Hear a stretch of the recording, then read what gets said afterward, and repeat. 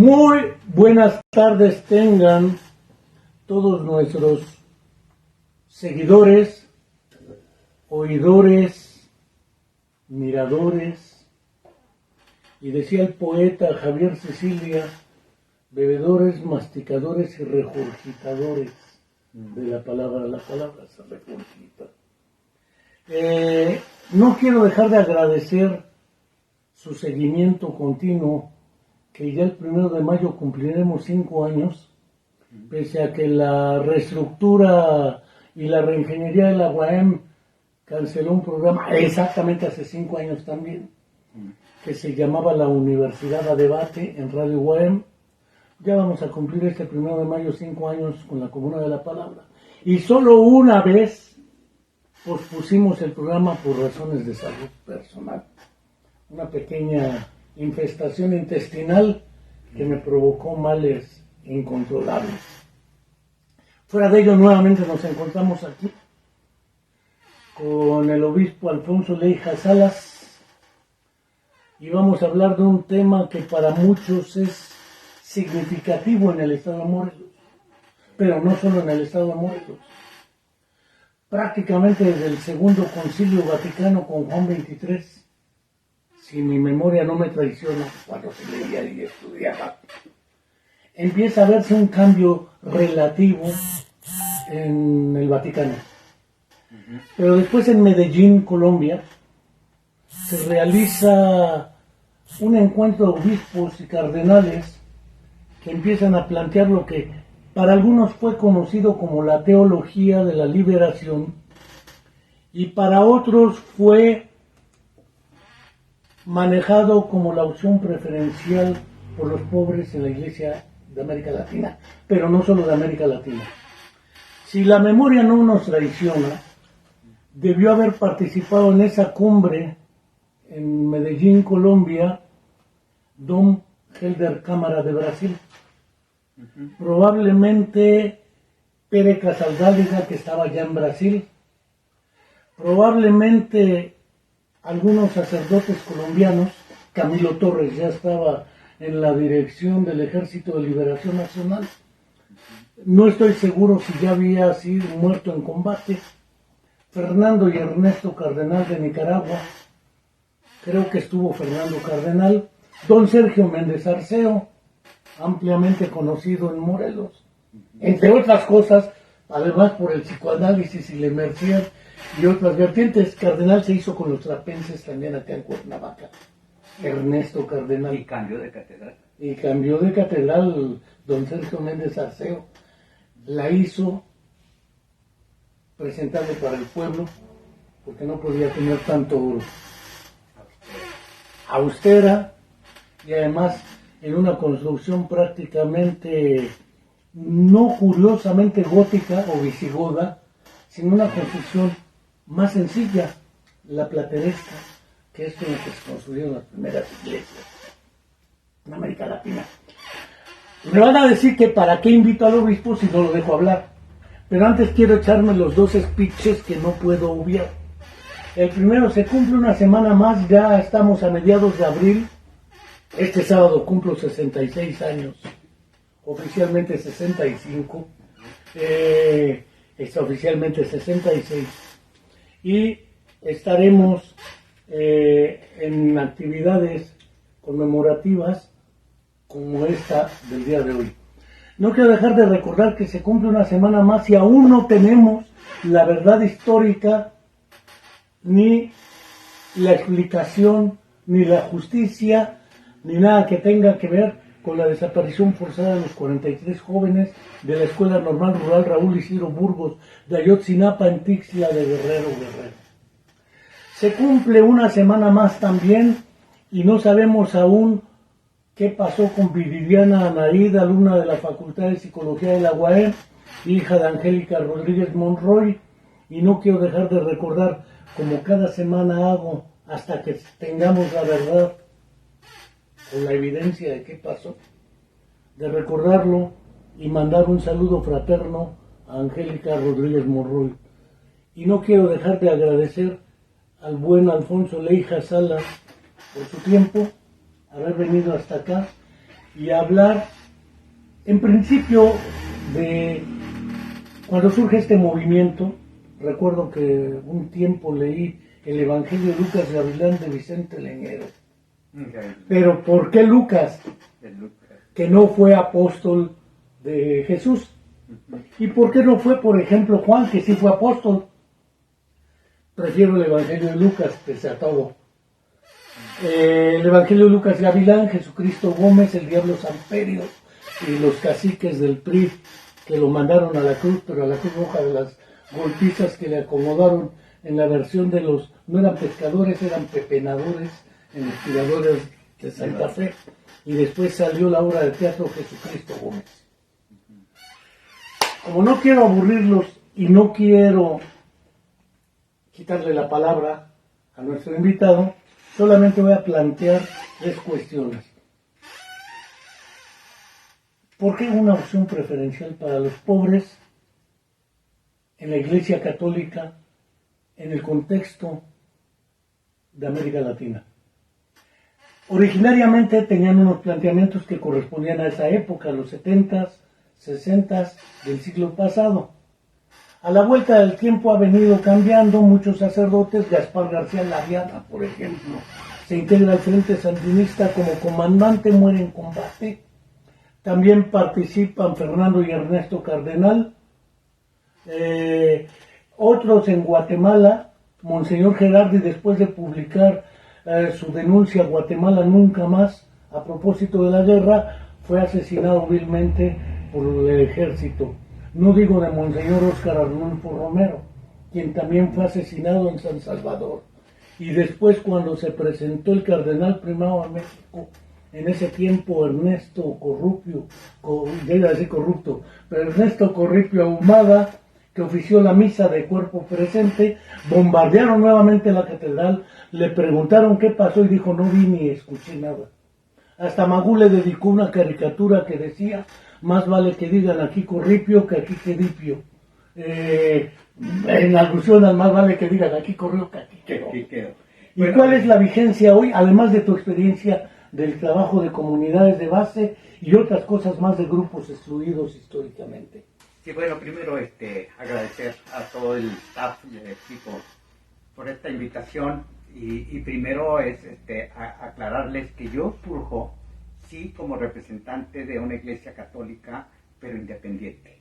No vengo de las filas de la Iglesia Católica Romana. Precisamente surge por una necesidad muy fuerte en un sector de la población marginado históricamente, que es el de la comunidad LGTBIQ y más.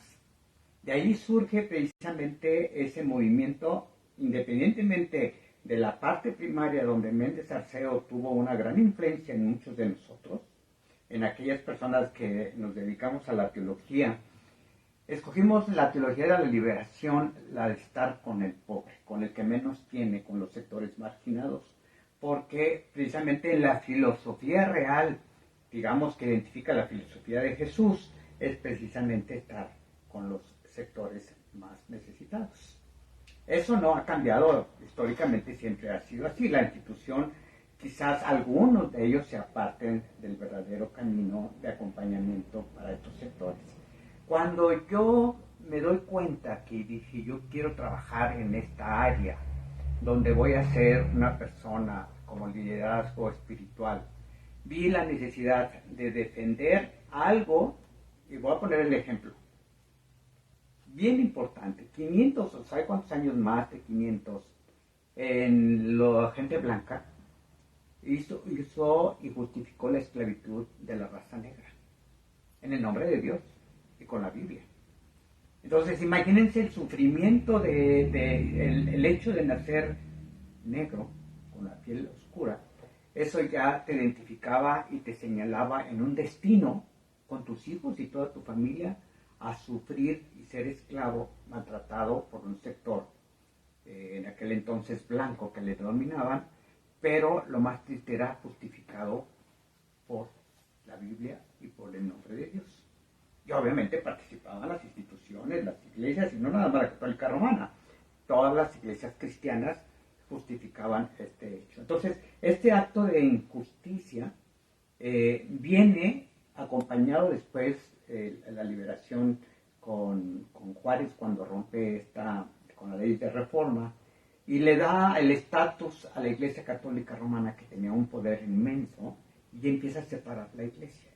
Y hay un Estado laico en donde ahora sí ya están separados y pudiera ejercer a través de la Constitución, donde nos garantiza que cada persona tenemos el derecho de establecer un acto de fe, una filosofía, de escoger una idea de iglesia o religión, y esta es como inicia todo este movimiento después en los 1960 con la teología de la liberación. Y en la actualidad todavía tenemos buenos representantes.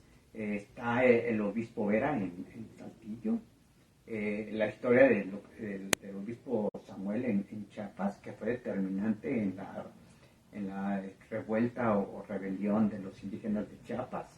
Indudablemente tienen un papel preliminar. Allá inclusive las bases de eclesiales son muy importantes todavía en Chiapas.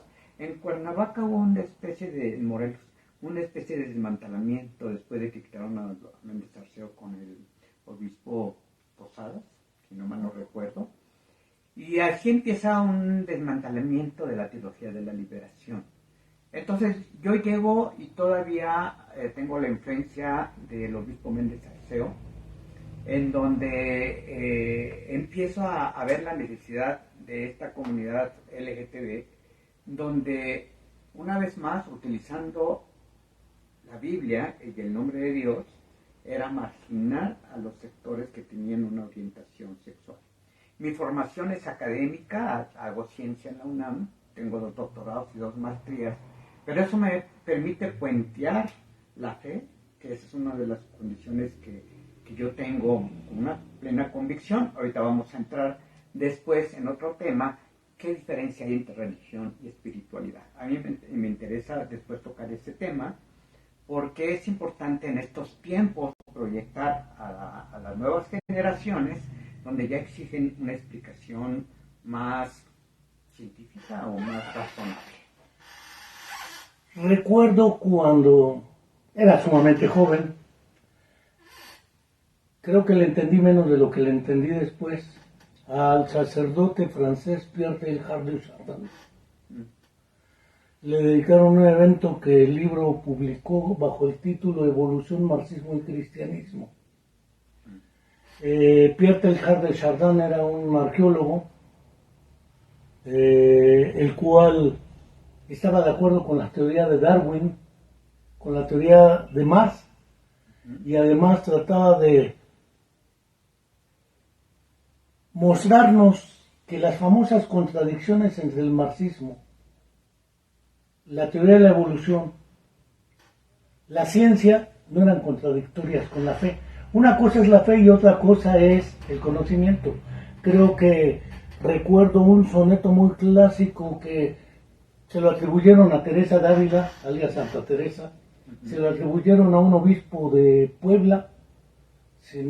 No me mueve mi Dios para quererte el cielo que me tienes prometido, ni el infierno por todos tan temido me mueve para no quererte. Y concluye con que, aunque cielo e infierno no existieran, de todos modos te quisiera. Eso es la fe. No importa si existe o no, yo creo y se acabó. Pero la ciencia tiene otro parámetro y otro referente. Y probablemente una cosa es la religión, otra cosa es la fe y otra cosa es la práctica de lo que serían los ritos de la iglesia. Porque si no, se confunde la gimnasia con la magnesia.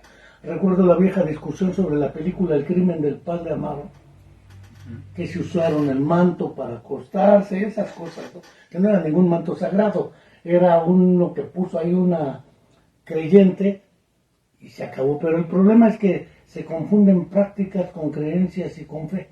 Liturgias. O la liturgia, digámoslo así. Y esta idea también nos ha llevado a la vinculación con las necesidades del pueblo. Recuerdo que a don Sergio le decían el obispo rojo, porque a veces mediaba entre secuestrados y secuestradores los rescates. Uno de ellos fue con el Güero Medrano. y otros fue con Genaro Vázquez y Lucio Cabañas. Don Sergio era muy activo en ese terreno. Y no cabe duda, recuerdo a Arturo Luna Reyes, creo que vino a oficiar la misa de cuerpo presente en Ocotepec, de Don Sergio. Arturo Luna Reyes creo que todavía vive, no sé si ya murió, obispo de Veracruz, muy bravo también, de esta camada. Y desde luego lo que señalas, una cosa es atribuirle a la Biblia las cosas. El conquistador llegó, dijera Eduardo Galeano, con una cruz en la mano y la Biblia en la otra, y se llevó las tierras, y nos dejó la cruz y la Biblia, y se llevó el oro y la plata, Galeano. en las venas abiertas de América Latina. Pero no tengo duda de que efectivamente esa tríada religión, ciencia, fe, porque no es lo mismo, espiritualidad, creo que uno de los trabajos de Pierre Teilhard de Chardin es el espíritu humano, precisamente por la espiritualidad. Pero lo dejo ahí porque seguramente tú mejor que yo en la práctica has visto y vivido esta cuestión de la fe en la gente que entra de rodillas a la basílica, con las rodillas sangrando, o en Tasco golpeados y magullados, y dice uno, ¿hasta dónde llega la fe? Ahora, este tipo de fe es acondicionada por el misma iglesias o filosofías, en el sentido de irse de rodillas y sangrar y sufrir y disfrutar ese sufrimiento como pago de expiación de algo que ellos consideran que fue un pecado. Pero yo voy más allá en el sentido de que en esta búsqueda de espiritualidad, también hay que recordar que en la cultura uno podría imaginar que solamente existe la católica romana. No es cierto, existen muchas otras culturas donde nos demostraron también actos de fe, de creencia, de creer en algo. Y otro punto que tocaste ahí, que a lo mejor si hay tiempo lo podríamos tocar, ¿hasta qué punto Dios influye en el destino y el camino del hombre como sociedad, como evolución y en el camino? También eso, hay análisis de separación donde finalmente dice, es que mi abuelita le atropelló un auto y ¿por qué Dios se la llevó? Bueno, no es obra de Dios el auto y es obra de los hombres. Entonces, esta cuestión también de ir determinando cuál es la responsabilidad, si es que la hubiera, de Dios en algunas partes de la vida que nos toca como sufrimiento, había también que pensar hasta dónde es determinante. A veces me pongo a pensar y digo, creó todo entre el bien y el mal. Ahí también dice otro punto importante, es decir, entonces también creó el mal, porque el mal es relativo, porque cada quien lo puede ver desde un punto de vista diferente.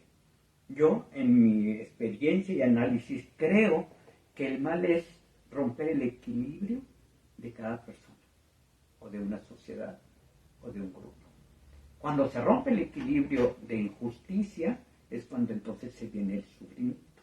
Entonces, una persona que dependa de algún factor como droga, pierde ese equilibrio en el sentido de disfrutar una cerveza, el alcohol, por ejemplo.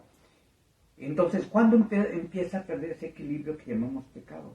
Cuando ya deja de comer a sus hijos, cuando empieza una disputa y una necedad que ya ni siquiera tiene un control de violencia con la familia. Entonces, ahí es cuando ese desequilibrio empieza a llamarse como pecado. Digamos, en una concepción nueva de decir cómo definir el acto falta de amor, el sinónimo de pecado.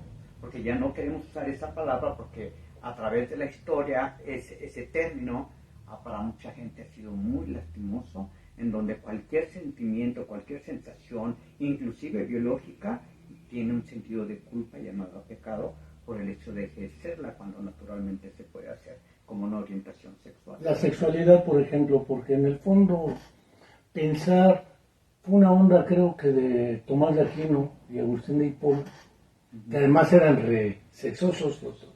Más antes de ser Santo Tomás era desatado el hombre, él mismo lo admite biológicamente en sus confesiones. y naturalmente.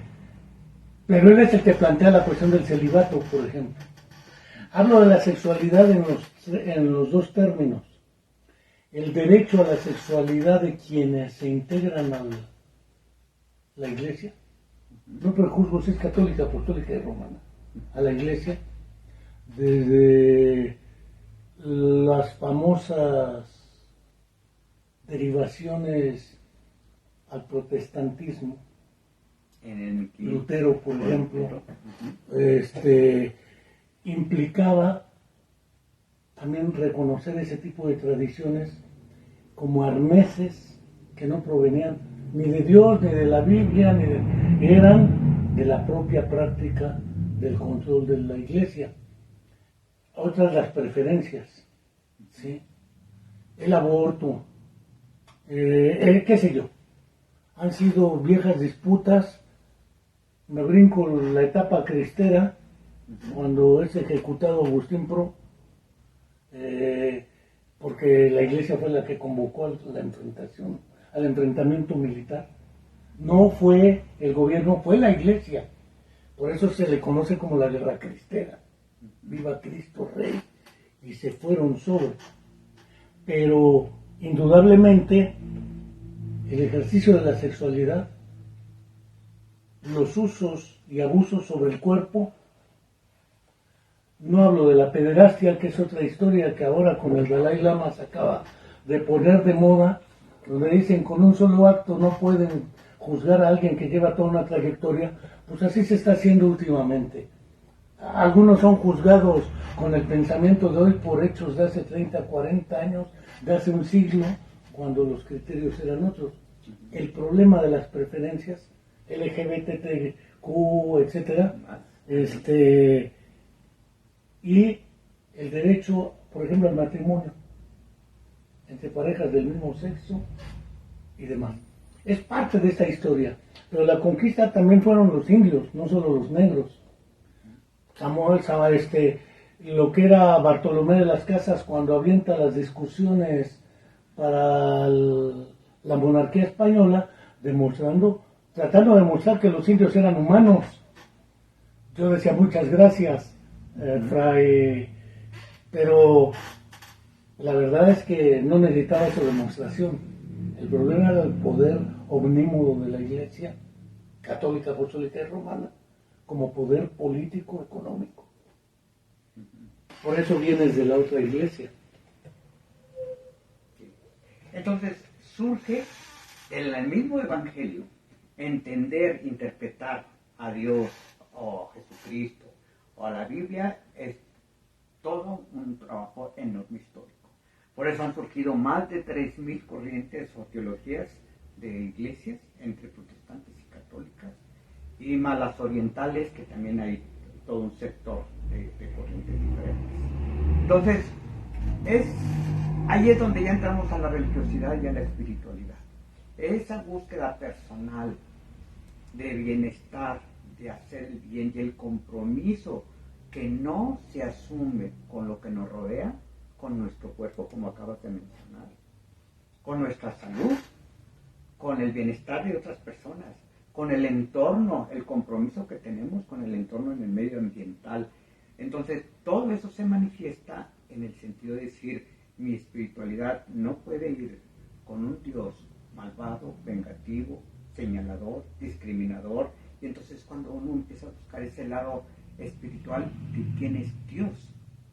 Y se empieza la separación de la religión, donde te dicta qué creer, cómo creer y qué hacer, como los sacramentos y los ritos que acabas de mencionar en la liturgia. De esa es precisamente la diferencia que existe entre religión y espiritualidad. La espiritualidad no tiene límites y cada persona es muy diferente uno del otro para encontrar ese sentido de la vida del personal y de la humanidad. Sí tengo que decir que toda esta búsqueda de espiritualidad tiene que ir acompañada de compromiso con la salud de las demás personas, el derecho, la justicia, pero sobre todo el entorno. Porque no podemos librarnos de nuestro destino si no estamos cuidando nuestro entorno. Las minerías,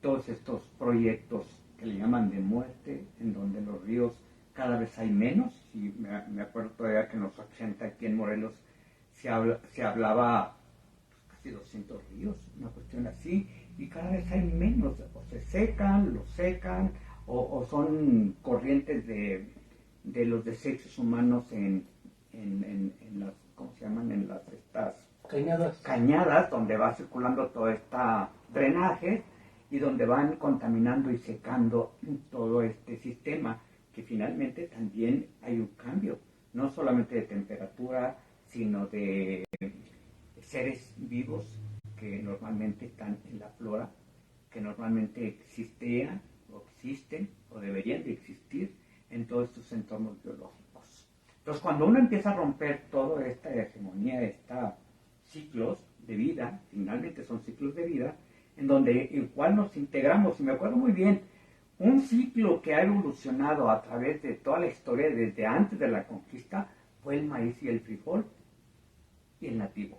El indígena azteca o de cualquier otro pueblo, crecimos con eso, con la milpa, y fue bonito e interesante, porque ahora si ustedes dejan caer una mazorca, no se reproduce. Necesita al hombre como intermediario para poder cultivarlo y crecer. Ya rompió este ciclo en donde ellos solitos se tiraban como cualquier otro flor u otra planta, en donde sí el frijol ahora es dependiente del ser humano para poder multiplicarse. El frijol, fuente de nitrógeno, y esto ya les hablo un poco más de mi trabajo, donde la fijación de nitrógeno atmosférico al 80% de lo que respiramos lo da esa bacteria que se asocia con el frijol. Si tuviéramos un frijol idóneo, sería el que tiene nitrógeno, ya no necesitaríamos comer carne. Ese frijol que tuviera una cantidad suficiente de proteína hubiera sido suficiente, pero aún así es suficiente para mantener cuántas generaciones les gusta antes de la conquista. Hubiera habido desde miles de años, y lo daba el maíz, el frijol. Y esa es una coevolución de crecimiento cultural y biológico, una muestra de cómo evolucionan conjuntamente los seres. ¿Y necesitamos unos de otros? Sí. Somos una asociación simbiótica, digamos, en donde todos en conjunto formamos parte de ese ser, la Madre Tierra. Es curioso, recuerdo cuando tuve algunas discusiones de cristología y teológicas en seminario sobre el Concilio de Trento. Y cómo interpretar la Biblia, literalmente o metafóricamente.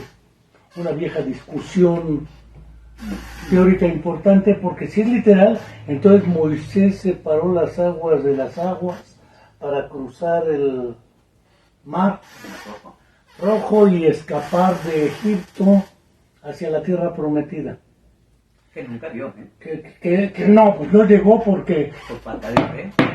dio los 3 golpes de la piedra y hasta sordo se quedó un rato. Pero hay un problema, llega Israel, creo, y llegan otros, pero llegan a una tierra que ya tenían los palestinos, que ese es otro asunto. ¿Quién es el que tiene la autoridad de dar una tierra que no es suya? Sí. Pero bueno, Abraham y las 12 familias van por el rumbo, y quien los libera es Moisés, que además no era egipcio.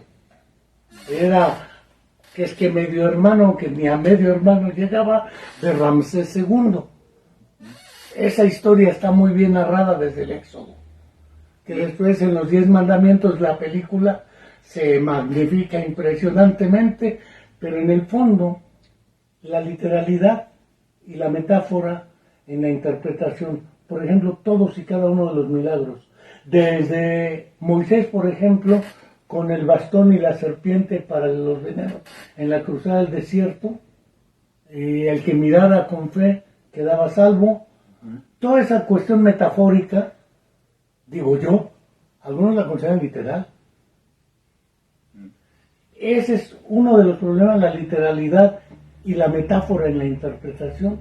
Y 2, algo que mencionaba, la diferencia entre la religión y la espiritualidad. Y la religión Y la fe, es que la fe y la espiritualidad están en el sujeto de la actividad psíquica. Yo creo.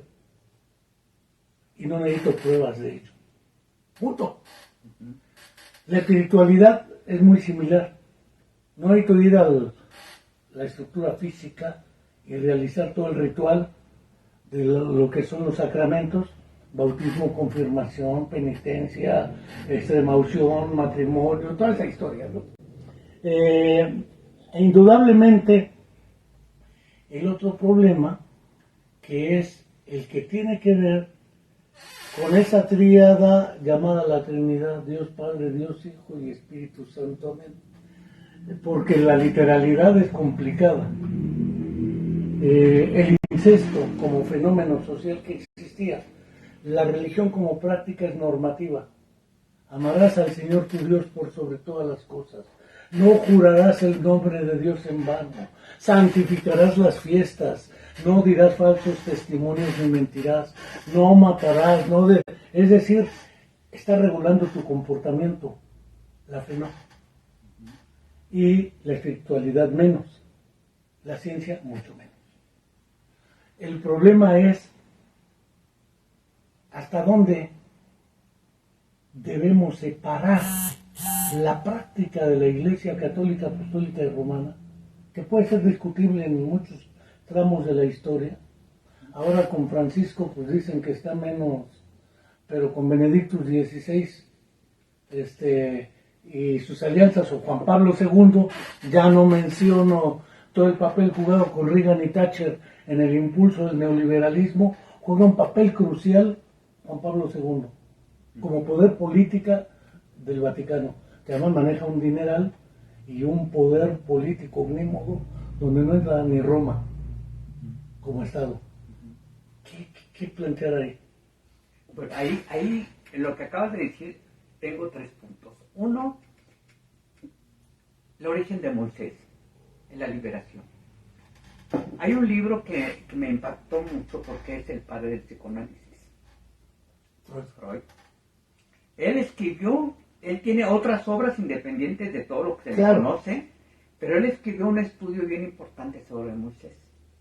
Y cómo es posible que Moisés, habiendo crecido independientemente de su origen, se fueran de la canasta, que fue abandonado. Sí, del Nilo y que fue abandonado. Pero él finalmente creció en la cultura de Egipto. Y Egipto era con una teología de varios dioses. Entonces, el politeísmo. Entonces, ¿cómo es posible que él haya tenido una educación, una idea, una filosofía del monoteísmo? Entonces, él no lo creía como tal. Entonces, él hace un estudio muy concienzudo de Moisés sobre demostrar que él no pudo haber conocido esta filosofía del monoteísmo. Entonces, ¿cómo él se le representa como un liberador del pueblo de Israel, como a un solo Dios? Entonces, es un estudio interesante. Y por otro punto hablaste de la Biblia y la interpretación de la parte literal, pero yo me voy a otro asunto más.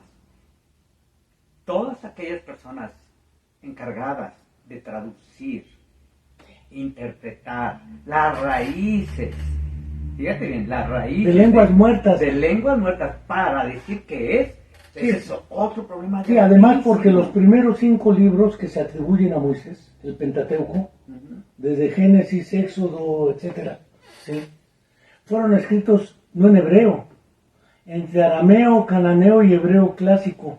Y a la hora de las traducciones, al latín y al griego, las primeras fueron al griego. Del griego son traducidas Tomás de Aquino y Agustín de Hipona, que son los 2 personajes centrales en esta trama, no sabían ni griego ni latín. Quien hace la traducción es Alejandro de Afrodisia, si no tengo mal el dato. Y quien hace la traducción de Alejandro de Afrodisia al latín, curiosamente, es un árabe, Averroes. Y Avicena son quienes le acercan a Tomás de Aquino el pensamiento de Aristóteles, el pensamiento de Platón y el pensamiento de los primeros 5 libros. Y a partir de ahí viene el Tratado del Alma, que es un concepto que no aparecía en el Pentateuco. Nada. Entonces, es una mezcolanza la que hacen Santo Tomás o Tomás de Aquino y Agustín de Hipona que acaban en unas tradiciones que ya nos explican. No hablo de Pablo, de Tarso, persecutor romano, que se queda ciego y después se vuelve el apóstol Pablo, se convierte, se transforma y además, ¿en qué apóstol? Porque no fue apóstol, pero creo que estaba un poco más sensato que Pedro, que siempre negó, que siempre se escondió, pero bueno, esa es parte de la trama contada por los 4 evangelistas, Lucas, Mateo, Marcos y Juan, pero en el fondo, el problema, ya no de literalidad o no, porque ese es un problema muy gordo. El problema de si resucitó los 3 días o no, el problema de las resurrecciones y de las pandemias y epidemias que provocó Moisés ante Faraón, Ramsés I, para que le diera la libertad. La ópera Nabucco es parte de eso, aunque la tradición de los esclavos era siempre lastimera y lastimosa, el famoso coro de los esclavos en la ópera Nabucco de Verdi plantea toda esta trama.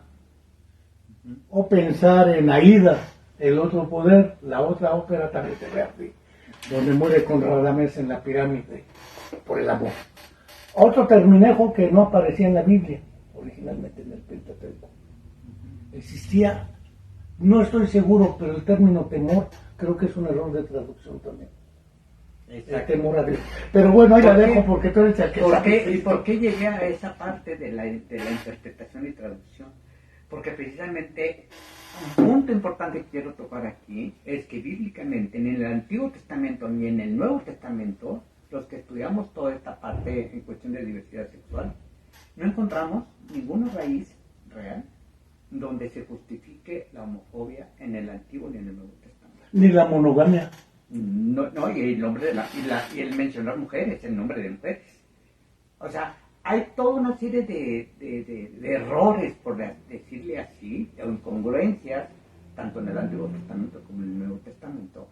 Pero, y le pongo un ejemplo, siempre explico esto en alguna clase. Digo, si ahorita estoy platicando con ustedes y digo, ¿qué onda? Pues algunos de ustedes me va a decir qué va a interpretar. Vamos a suponer que dentro de 2000 años encuentran esta frase, porque yo lo dije, lo encontraron grabado en una de las, digamos, hallazgos que ustedes descubrieron, y yo digo, ¿qué onda? Y tú dices, ella puede interpretar, era un saludo, era una manera de saludarse a la gente. Otras personas dirían, no, esto significa que es una especie de radiación de la luz, donde se divide y era qué onda, ¿no? Dice, es el magnetismo, es una onda magneta. Y otro diría, tú dirías a lo mejor, no, es una traducción que significa que profunda es algo. ¿Se dan cuenta? Le dimos toda una serie de interpretaciones y de ideas que realmente a lo mejor yo lo utilicé como un saludo, ¿qué onda? Pero era una manera social de reconocerse como un saludo. Entonces, la traducción como tal, acabas de citarlo, es complicado y difícil. Y más si una persona no es experta, como Santo Tomás, en arameo, en las antiguas lenguas muertas que había, pues es bien difícil decir. ¿Por qué les digo esto? Porque en romano sí hay una aparente interpretación y traducción donde dice no te acostarás hombre con hombre y mujer con mujer, será abominable.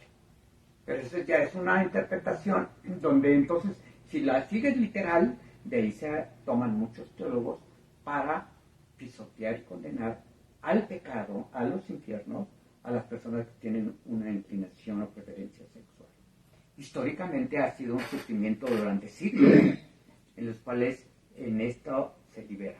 Y este es uno de los objetivos de meterme a la filosofía y a la iglesia, que entre paréntesis es reconocida en 2018 por gobernación como Estado laico. Creo que es la única iglesia con registro donde se habla y se apertura al matrimonio homosexual y a la defensa de las otras preferencias sexuales. El incesto. Si recuerdo, por ejemplo, Sodoma y Gomorra, y no la película de Pier Paolo Pasolini, Los 11 días de Sodoma y Gomorra, que es impresionante la película, de Pier Paolo Pasolini, que también le hace al poeta en Las cenizas de Gramsci. director de cine, cuando le dice, no voltees porque te vas a convertir en estatua de sal, ¿sobreviven quiénes? Ni la esposa, ¿eh? No, sobreviven las hijas ¿Quién? y él. La única posibilidad de darle continuidad a toda la línea es el incesto. Tiene los hijos con sus propias hijas. O con Adán y Eva. Bueno, Adán y Eva que tuvieron N cantidad de hijos, pero cuando Caín mata a Abel, nada más quedan Abel, Adán y Eva. ¿Y de dónde sale Lilith, por ejemplo? Entonces, son tres figuras que no representan personajes, representan líneas de la especie humana, el varón, la mujer, pero había más. Si no, ¿de dónde salió Lilith? Biológicamente es muy improbable. O sea, Entonces ahí entran muchas cosas bien concretas. eres biólogo, ¿verdad? Biólogo, químico farmacobiólogo de licenciatura. Entonces, todo esto sirve para darle un sentido a la evolución, por ejemplo. Mencionaba Sopari, Darwin, y finalmente, esto yo digo, la obra de Dios está ahí en el universo. Cómo camina y cómo evoluciona, eso ya son las partes de las leyes de la creación. Donde el conjunto de gravedad, de hoyo, el Big Bang y toda esa parte ya fue la influencia y el poder de la creación. Ya todo lo demás camina por medio de leyes y normas naturales, como la gravedad. Diría Alfonso de Herrera, la biopoiesis, que fue el primero que lo planteó antes de Oparin, y Oparin cita a Alfonso Herrera, y el otro caso es el chileno Humberto Maturana cuando habla de autopoiesis, autocreación, y eso es parte del no control desde fuera. Pero en rigor, con el poder y la energía del creador, porque finalmente, ¿cómo se puede hacer un DNA, por ejemplo? Tiene que haber otros factores que interpongan, es más y simple.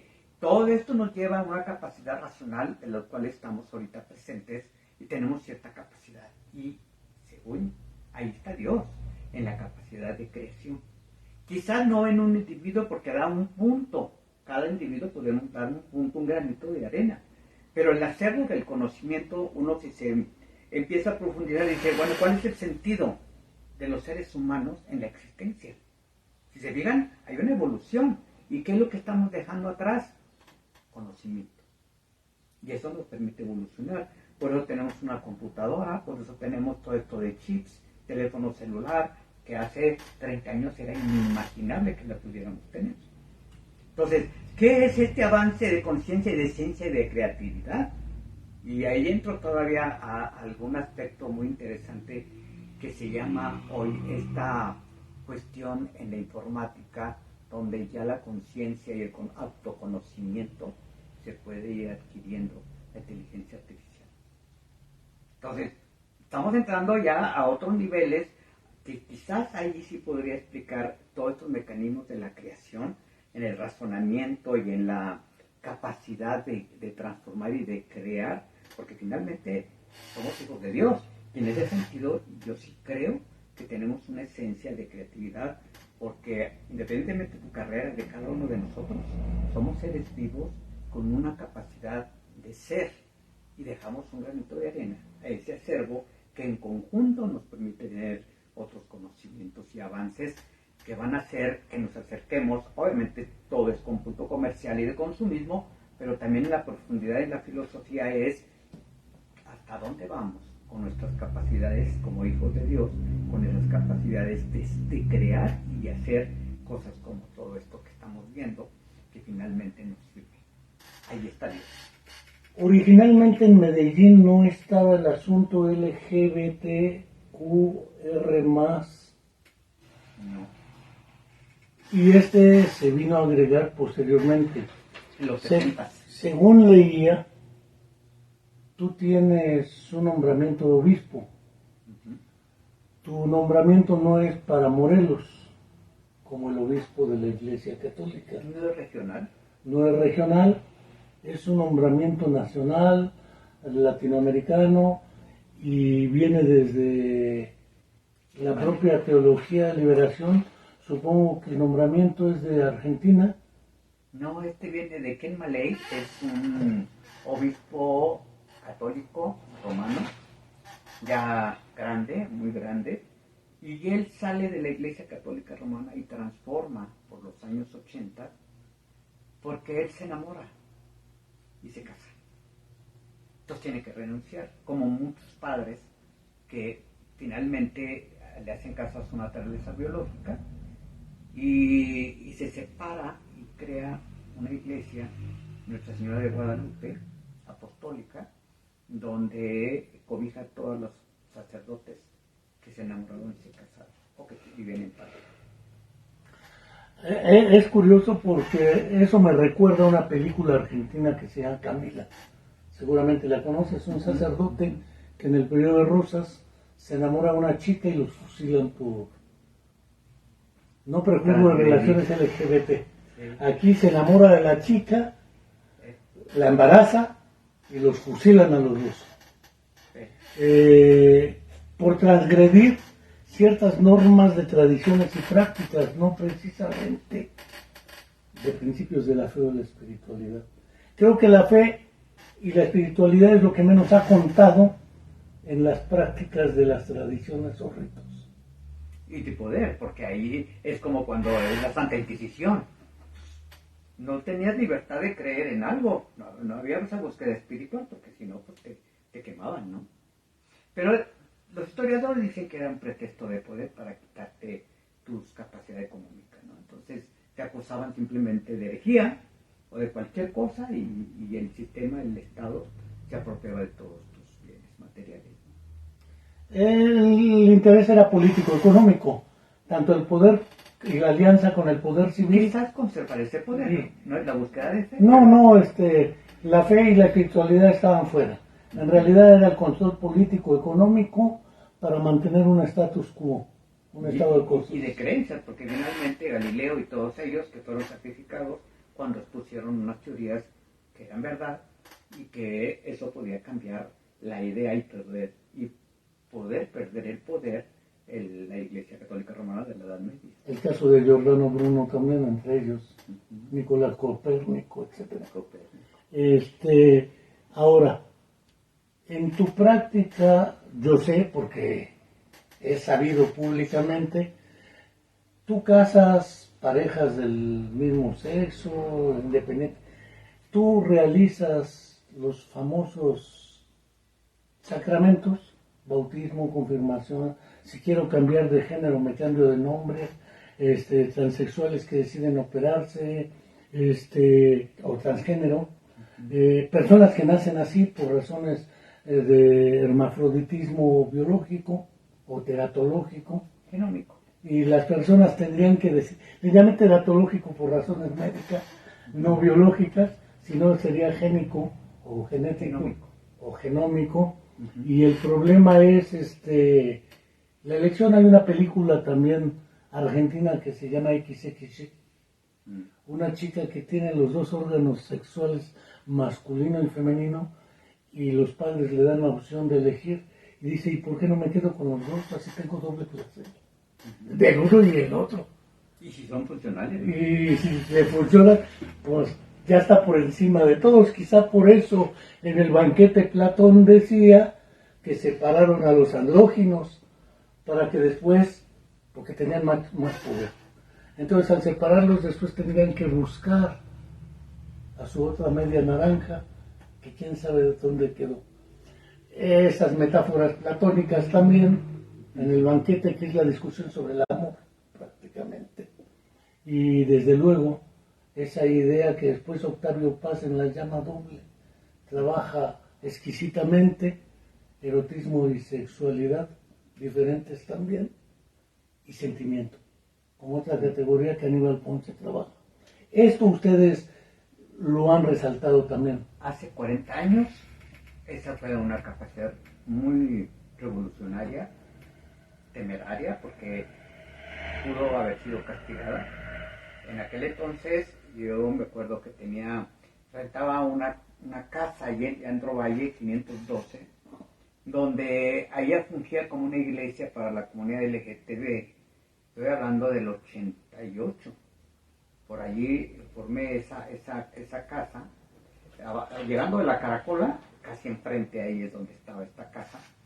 Y donde yo tenía la misa los domingos para la comunidad. Antes no había discos, no había un lugar donde ir para la gente. Empieza a liberarse, a entender que finalmente también es obra de Dios. Fíjense, no hace mucho, no hace 40 años, pero era un trabajo que yo vi necesario que hacer, porque obviamente yo había experimentado todo este dolor y sufrimiento de apartarme de Dios nada más por este hecho biológico de otra orientación. Entonces, vi necesario fortalecerlo, y si ustedes me preguntan cuál es el aporte más importante de esta iglesia, yo creo que fue esta liberación, no nada más para la comunidad, sino proyectarlo en la sociedad de Morelos, latinoamericano, internacional, que no fue un movimiento solo. Este movimiento surgió en los 70 también con otros clérigos en Los Ángeles. Con la Iglesia de la Comunidad Metropolitana se inicia ese movimiento. De allí empiezo a tener contacto y a entender, y hago todos, mientras yo hacía aquí mis doctorados en ciencia, paralelamente yo seguí el camino teológico por esa necesidad que yo tenía de abrir espacio y este sentimiento de culpa que mucha gente tenía. Entonces empiezo yo a hacer mis créditos, a ser reverendo para trabajar con la comunidad. Siempre he querido ser muy leal y legal en todos los aspectos.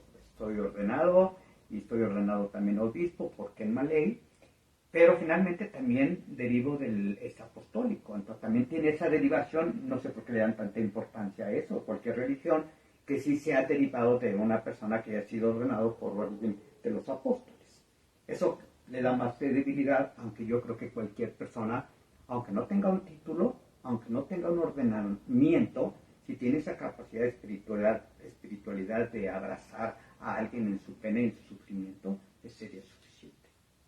Entonces, acabamos con toda esta parte que Santo Tomás le reclamaba a los papas en aquellos entonces con los anillos y las grandes galas, cuando decir, él se mete de ermitaño y trabaja con los pobres en extrema pobreza, inclusive de su propia comida y su propia alimentación y su vestimenta. ¿Se acuerdan, Santo Tomás? Fue importante como para demostrarnos que el camino hacia acompañamiento de las personas que menos tienen, los que más sufren, es el camino donde supuestamente está Jesús. Y si viniera otra vez un Redentor, llegaría a estas poblaciones, no llegaría al Vaticano, no llegaría a los lugares de la gente política y poderosa, ¿no? Llegaría con el sufrimiento cuando la necesita, en su filosofía de Jesús. Bueno, les cuento esto porque este avance, si ustedes se dan cuenta, hace 10 años ya hay leyes que protegen la diversidad sexual, que se pueden casar, y esto yo lo hice hace 40 años, donde ya la gente tenía esta espiritualidad, esta libertad de acomodarse, asociarse con otra persona como un matrimonio. Es decir, la libertad de elección en cuanto al cuerpo y la preferencia sexual es uno de los últimos aportes de esta iglesia, porque indudablemente en prácticamente todos los movimientos de liberación nacional y viniendo desde las luchas de independencia, los curas han estado al frente. Pensemos en el cura Hidalgo, en el cura Morelos, pensemos en Bartolomé de las Casas, en Motolinía, en lo que es Fray Servando Teresa de Mier, por mencionar algunos, pero todas las guerrillas estuvieron plagadas de curas en los 70s que no vieron de otra más que estar al lado de los pueblos. En las condiciones en África se dio mucho. El punto sigue siendo cómo esta opción preferencial para los pobres o por los pobres en la iglesia o en las iglesias latinoamericanas pudiera plantearse cuál es su vigencia hoy. Y yo es un punto importante que iba a aumentar, que no nada más era el compromiso con diversidad sexual, sino que en el camino me doy cuenta que tenemos que evolucionar. Se vino el problema de la epidemia del SIDA. ¿Se acuerdan de esta? Acabamos de pasar lo del COVID. Y lo del SIDA fue tremendamente más deshonestado, más segregado que el COVID. Entonces, transformo esa iglesia como albergue para enfermos terminales de SIDA, que son otras historias que alguna vez les platicaré. Es una época muy triste, porque hubo etapas y a veces que obviamente abandonaban a las familias a los enfermos de SIDA, en donde ahí los cobijaba. Yo no tenía dinero, pero fui a una tienda convencional y pedí fiados 6 catres ahí y armé un albergue para enfermos terminales de SIDA, porque me di cuenta que estaban muriendo en la calle, porque la gente tenía tanto miedo. ¿Te acordarás tú de esa época en el 1988 empieza aquí fuerte en Morelos? Entonces, mucha gente se fue a morir ahí. No había alternativa. Ahí llegaban, no había internet, no me publicité, no había nada, pero siempre estuvo lleno. Pero también hubo veces en que yo tenía que ir con esa persona a enterrarlo yo solito, porque no había voluntarios. Siempre mi trabajo ha sido con voluntariado, con feligresía, por obras sociales, pero a veces me encontraba económicamente exhausto. Un sepelio de aquel entonces era caro. Tiene que pagar la caja, tiene que pagar el lugar donde se iba a ser enterrado. Todo eso es el sistema, el municipio no me perdonaba nada de eso. Y había que sepultarlos, no había esta cuestión de cremación. Y empezaba a ver como en 2010, pero era mucho más caro que sepultarlos. Bueno, les cuento esta historia que en algún momento la tocaremos con más detenimiento, pero ahí hubo esta necesidad de adaptarnos. Ahorita en la actualidad hablas, pero ¿por qué esta ideología o esta idea de estar siempre con la gente más pobre? Pero fíjate que hay pobreza económica, pero también hay otro tipo de pobreza de injusticia. Cuando de repente me empiezan a llegar parejas enamoradas uno del otro, pero uno era judía y otro era cristiano. O ninguna de sus iglesias los quería casar. Porque no eres de mi iglesia, pues yo no te caso. Entonces, todo este sufrimiento, y me llega una señora una vez y me dice, padre, dice, unos lagrimones. Fui con un sacerdote de una iglesia y me dice que tengo que dejar a mi esposo, porque en segundas nupcias contrajo 2 hijos, y que tengo que dejarlos porque no estoy casada o estuve casada con alguien más y estoy en pecado mortal. O sea, todo ese tipo de pobrezas o de injusticias, entonces también voy viendo esta necesidad de abrazar, porque finalmente esta iglesia surge como una idea de abrazar ese sufrimiento, evitarlo. Cuando Dios, fíjense bien, no es Dios, es la administración de las iglesias las que pone ese tipo de normatividad, donde dice, tú ya fuiste casada, pues ya no. Tú fuiste una soltera que tuviste un hijo y te adelantaste y no te casaste, estás en pecado mortal. Entonces ya también te apartan.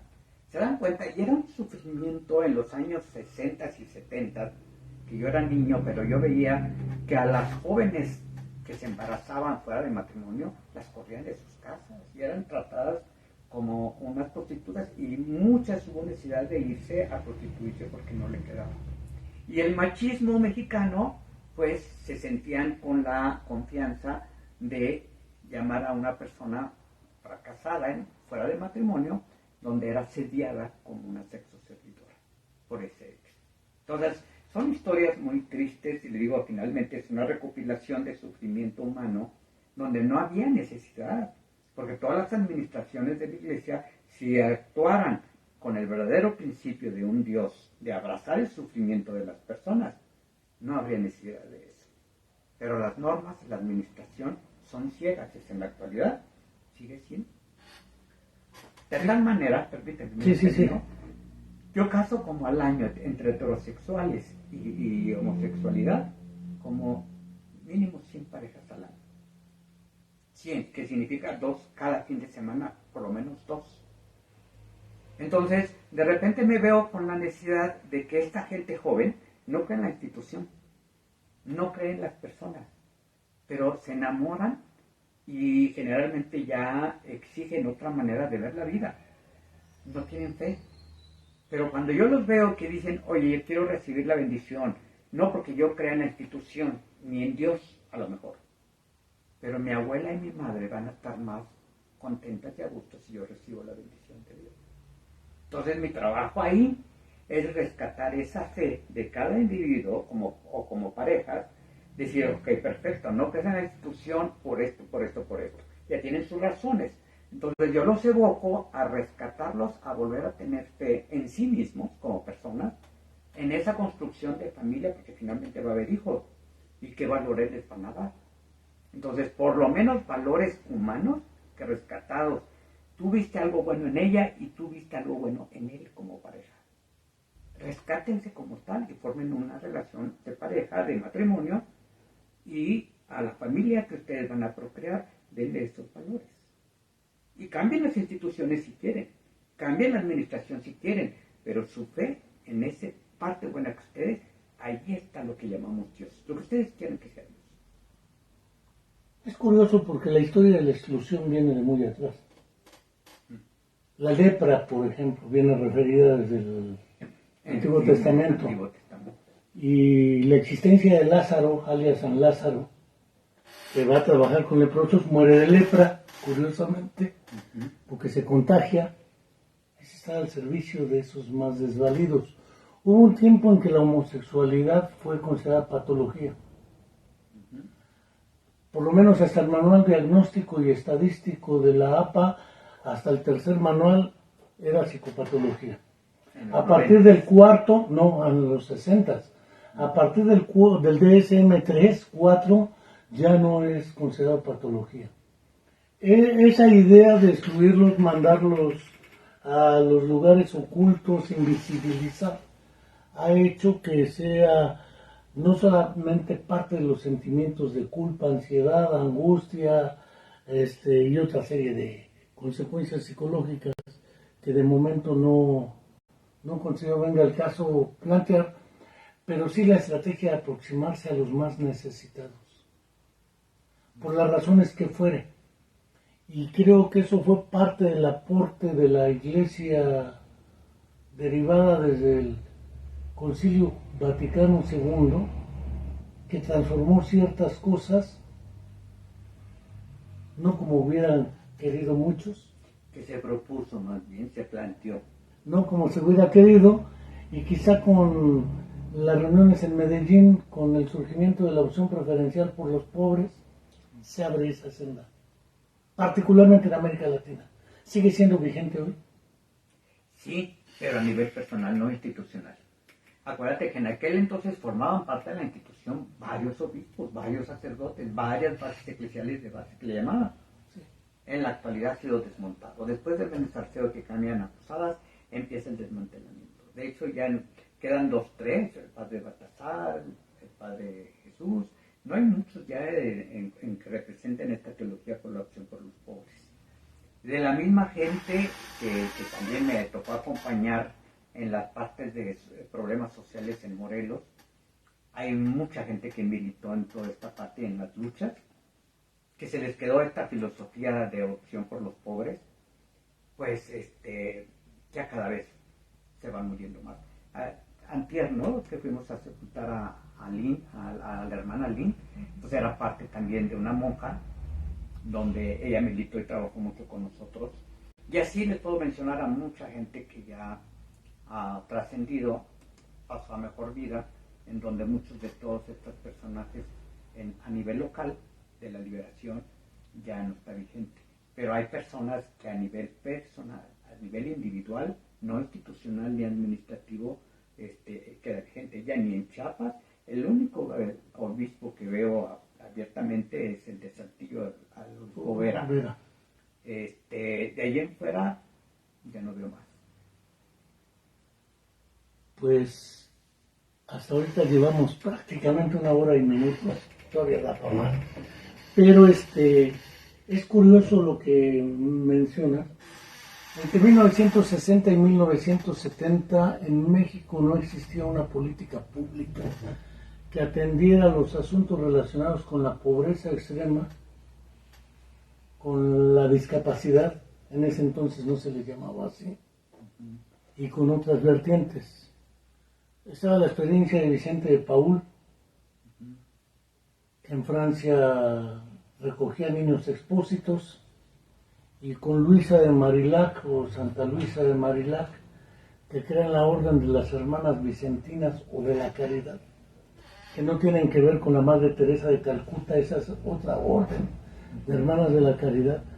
Pero estas hermanas vicentinas crearon por lo menos una institución para enfermos incurables, de lo que fuera. Una institución para niños abandonados por pobres, en cuartos de hotel, cuartos de hospital, o que sus padres no estaban en condiciones de atenderlos, y niños con algún tipo de deficiencia física. Entre ellos me eché 10 años, del 60 al 70, con estas monjitas, y ahí prácticamente me hice toda la primaria. De no existir este tipo de acciones que son de caridad no públicas, son de asistencia caritativa, no hubiera alternativa para mucha gente, porque el gobierno ha declinado, el Estado ha abdicado de la responsabilidad de instrumentar políticas públicas serias hacia estos sectores, en términos de prevención y de atención integral. Y curiosamente quien los ha asumido son organismos religiosos. No prejuzgo ahorita, hablo del Hospital de los Rainers, por ejemplo, que un tiempo lo trabajó. Hablo de lo que era hoy Hospital Germán Díaz Lombardo, que es donde me hice, escuelas como La Gota de Leche, el asilo para ancianos de las monjas de la Caridad en Tlalpan, y naturalmente en Izmiquilpan, Hidalgo, el de enfermos terminales, y lo que refieres tú acá. En Guerrero, curiosamente, un sacerdote es el que trabaja junto con indígenas y campesinos que ya estaban hartos de las policías judiciales y de la injusticia, crean las famosas policías comunitarias. Es un sacerdote entre ellos. Parece ser que esta opción preferencial por los pobres ha existido desde antes de que se haga la cumbre de Medellín, nada más que, como bien señalas, ahí sí entra institucionalmente. Mientras que estas instituciones, porque además la mujer era considerada como enfermera, que es una función que inventa Florence Nightingale, mujer, y que además las hermanas de la caridad casi cumplieron estas funciones, o las diferentes órdenes y carmelitas, las que guste uno. Pero curiosamente, visto de lejos y en frío, crea o no crea yo, tenga o no tenga fe en la iglesia y sus tradiciones, de no ser por esa práctica y esa labor, no estaríamos hablando aquí tú y yo, porque mi familia era miserable y analfabeta. No hubieran dado la opción que sí me dieron las monjas, con su fe como la tengan. Algunas me hablaban de teología de la liberación, me acuerdo, pero algunas. El problema es que de no haber existido estas opciones, el Estado ha abdicado históricamente y ahora se reduce solo a becas y estímulos, que no resuelve nada. Y para un sector. Y para ciertos sectores. Pero en realidad, y dentro de ciertos límites de edad, porque aquí en Morelos, en cuanto cumple 29 años, ya les quitan el apoyo, ya se volvieron adultos y a lo mejor desapareció mágicamente la discapacidad. Pero el problema de fondo es la inaccesibilidad y la invisibilización. Y la opción preferencial por los pobres la sacó y la destacó. Y desde antes de que exista formalmente con la cumbre de Medellín. Porque el otro asunto de las traducciones de las Biblias, la de Valera o la que gustemos, recuerdo muy bien la Biblia latinoamericana, porque esa era otra vertiente de interpretación. Y de liberación. ¿Sí? Recuerdo los trabajos de Cuadernos del Tercer Mundo que publicaba Neiva Moreira en Brasil, Y recuerdo José María Vigili, este grupo que sacaba con Pere Casasáliga la agenda latinoamericana cada año, donde venía toda una serie de análisis sociales, políticos, económicos y espirituales. Y ya no se tienen ahora tampoco. No es posible recuperarlos en esta práctica y tradición de la Iglesia. Esa agenda latinoamericana, por ejemplo, una agenda regional, no lo sé, ahorita estoy especulando. Sí, no. Me acordé ahorita que mientras estabas hablando que tanto representa en lo moderno que en 2005 me acuerdo que estaba la otra campaña con Marcos y los indígenas. Llega a Morelos y pernocta en la iglesia, prefiere quedarse en la iglesia como un movimiento que a él le llama la atención. Y entra y dice, entra a un lugar donde se respira dignidad. Lo escribe inclusive en el libro de actas de visitas. Y pernocta Marcos allí en lo que era mi iglesia, allá a un lado de la vecindad, en esta calle que ahí tenía en aquel entonces esa casa. Siempre rentaba una casa para este tipo de actividades. Y ahí llega Marcos y retoma toda esta búsqueda de derecho. En 2005 todavía no había nada de matrimonios homosexuales ni legalidad en nada de eso. Y retoma esto en la misma agenda de la búsqueda de justicia para el indígena, los derechos de otras preferencias sexuales, y les llama los otros amores. Entonces ahí empieza también otra historia, también para el movimiento, donde sí hay acercamientos históricos, por lo menos, de hace casi 20 años, en los cuales hay estos como encuentros, y se hace todas esas reuniones, si te acordarás, se hizo ahí en mi espacio. Ahí se hizo toda esta discusión y movilidad de la otra campaña con la revolución. Bueno, le quería nada más aclarar como que se hay acercamientos. Ahora siento como que estamos dispersados, porque no hay claramente un movimiento de preferencia hasta los que menos tienen. Sí veo la problemática cada vez más grave que en otros años.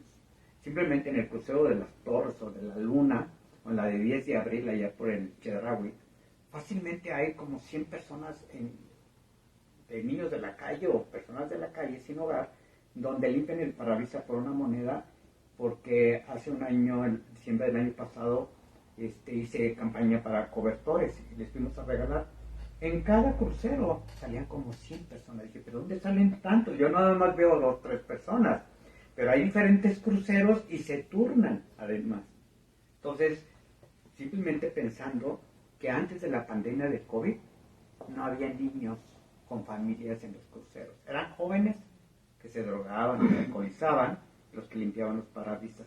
Pero en la epidemia del COVID empecé a ver familias con niños.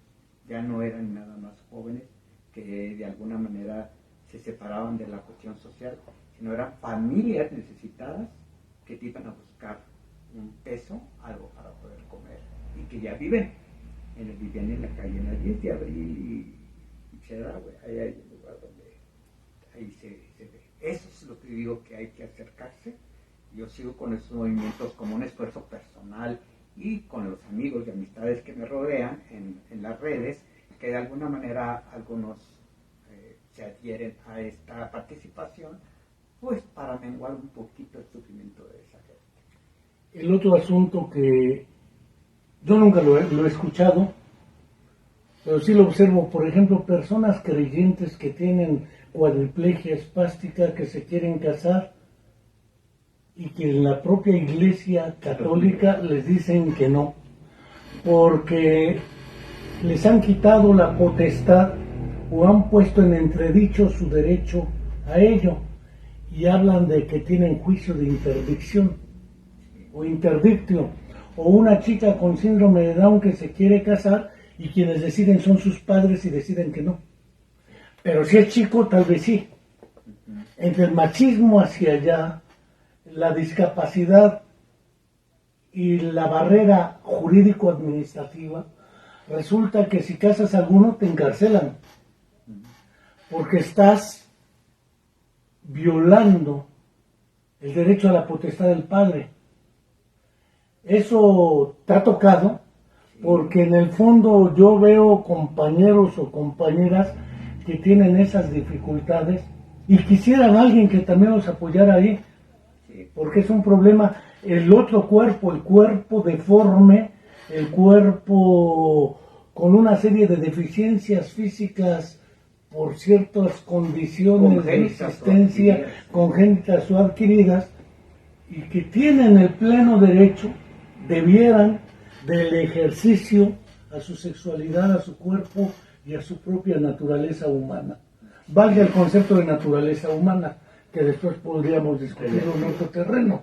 Pero, ¿qué se plantea ahí? Definitivamente, yo estoy con la enseñanza de que una iglesia es una puerta abierta para todos y todos. Entonces me han llegado, por ejemplo, bodas de un síndrome de Down. Espiritualmente, si la persona van a compaginarse y compartirse como familia, nunca hay que negarle la bendición de lo que ellos suponen esa liturgia de una bendición de Dios. Es en su cultura y esa es su manera de ser que tienen que recibirla. Cualquier iglesia deberíamos de hacerlo. Pero como la administración de cada uno de ellas les dicta que no, pues no lo hacen. Entonces llegan y dicen, oiga, ¿puede celebrar sus 15 años de mi niña que tiene síndrome de Down? A lo mejor ni entiende, a lo mejor ni percibe, pero ya ese es otro grado de conciencia. Pero de que debemos darle la bendición culturalmente, si para ellos es importante, no debemos negarle. Y ahí entro a la parte de creencia, porque si dicen, es que yo creo en la Virgen Guadalupana, está bien, eso hay que hablarle de la Virgen de Guadalupana. Si hablan nada más de la creencia de la cruz o de otro símbolo de teología, pues también hay que dársela. Entonces entra ya esta parte ecuménica donde la iglesia la abro, en el sentido de que cada quien su idea, se llama ecumenismo, cada quien tu idea de Dios, yo te doy lo que tú creas. Y eso, y tengo que tener esa capacidad de unir una pareja judía con una católica romana, por ejemplo. O una persona de discapacidad con otra preferencia sexual. Igual, un sordo o gay, por ejemplo. Todo se abre porque es una iglesia precisamente para todos los sectores marginados que no se encargan las demás iglesias, que deberían de hacerlo y no lo hacen. ¿Por qué? Pues porque vi esa necesidad del derecho y yo no soy nadie para que no reciban la bendición de Dios.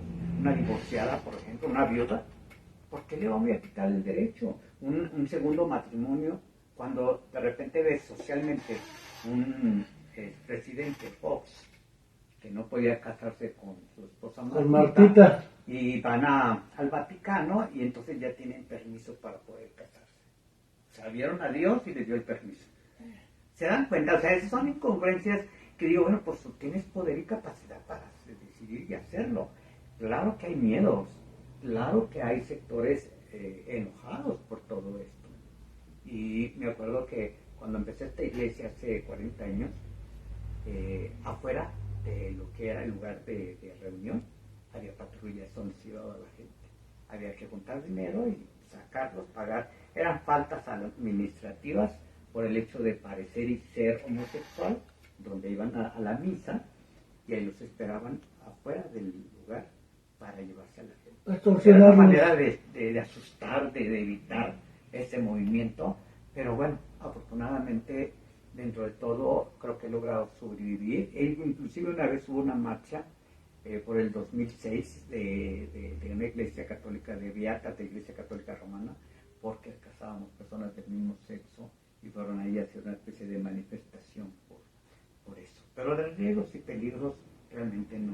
Lo mismo para el bautismo y confirmación de hijos de parejas homosexuales, por ejemplo. Sí, por ejemplo, ¿qué hace dos mujeres que tienen un hijo, o ya lo tenían, o lo tienen? Porque también hay acuerdos entre parejas, dice, sabes que tú tienes al hijo y ya somos padres, madres, y que es padre, es parte de la evolución. Entonces llegan a mí para el bautizo, para su confirmación, para sus cumpleaños, para sus sepelios. Porque también acuérdate que un transvesti que era asesinado se moría, no le querían dar ni siquiera esta oportunidad de recibir esa bendición, porque estaba en pecado mortal. Y todavía está la fecha, ¿eh?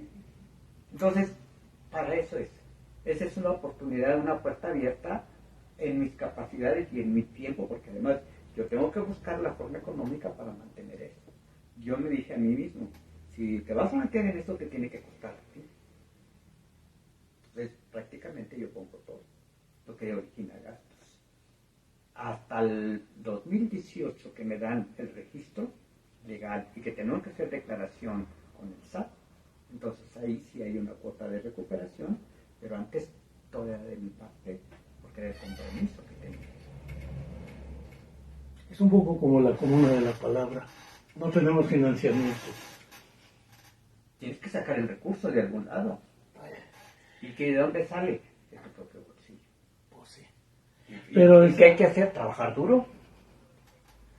Pues mi querido y estimado Alfonso Leija Salas, alguna vez me pregunté, le diré RP, me acuerdo del reverendo padre y de toda esa historia añeja que la viví. En cuanto salí ya no volví ni siquiera a casarme por la iglesia ni nada. El hijo no lo bautizamos, salvo que él quiera y pues él verá, ¿no? Sí. Pero como que imponerle a alguien desde niño, porque No es sano. no es sano. Y es respetar. Y ya no, para terminar, nada más te quiero decir, el acompañamiento a todas las luchas, ¿tú te has dado cuenta? No hay quien acompañe desde el asesinato de Samir con la familia, los oficios religiosos, con todos los activistas, con toda la gente libre de las luchas. Ahí siempre voy a estar, en lo que Dios me permita y me dé.